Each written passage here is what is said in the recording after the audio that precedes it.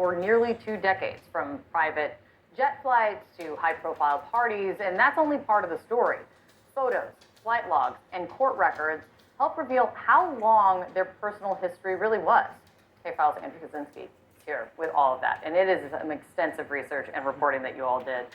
You chronicled this relationship between Trump and Epstein from the 80s to, mid-2000s is obviously when their contact probably cut off. What's the most striking thing that you find that kind of contradicts this?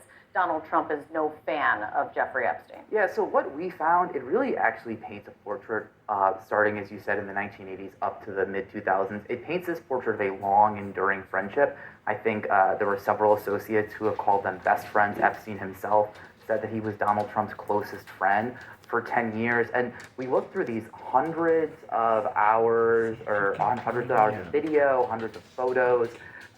We went through documents from court files, exhibits from lawsuits. So we really chronicled this whole relationship through time. And one thing that I found really interesting was these flight logs from Epstein's private jet, which were part of that investigation into Ghislaine Maxwell. And they really tell you a story of how close these guys are. Look at just a few of them. This is in 1993, for instance. This is the same year that we found as well that Jeffrey Epstein attended Donald Trump's wedding to Marla Maples. Trump flew on that plane 4 times with Epstein and Ghislaine Maxwell between Palm Beach, where Mar-a-Lago is, and where Epstein also owns a home. Let's fast forward then to 1994. Trump flew from Palm Beach to Washington, D.C. with his then wife, Marla Maples, his daughter, Tiffany, and a nanny before they returned to New Jersey that day. In August 1995, just he and Eric were on board with Epstein and Maxwell again. They flew from Palm Beach to Teterboro in New Jersey. And then in January 1997, Trump flew with the pair from Palm Beach to Newark, New Jersey. All of these trips, 8 in total, were documented in logs that I mentioned were from that trial. You also took a look at what Donald Trump himself has said about Jeffrey Epstein. What did you find?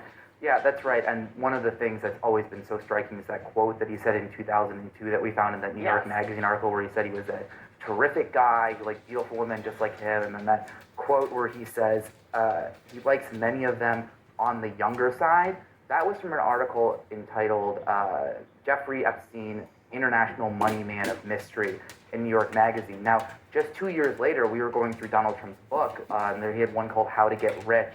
And then we wrote in his book that somebody named the Mysterious Jeffrey had called him, and that you can see it right there. That's the passage from his book. He says Jeffrey calls him, but there's actually a lot of activity between these two in 2004. One of the things that was seized from Jeffrey Epstein's home during that initial investigation to him in the mid-2000s were message pads, and on those message pads there were two look here, 2 messages from Donald Trump in November of 2004. This is around the time the two of them actually were competing to buy a property in West Palm Beach. Trump ultimately won out. He beat Epstein, and this is allegedly part of what made their relationship deteriorate. Yeah,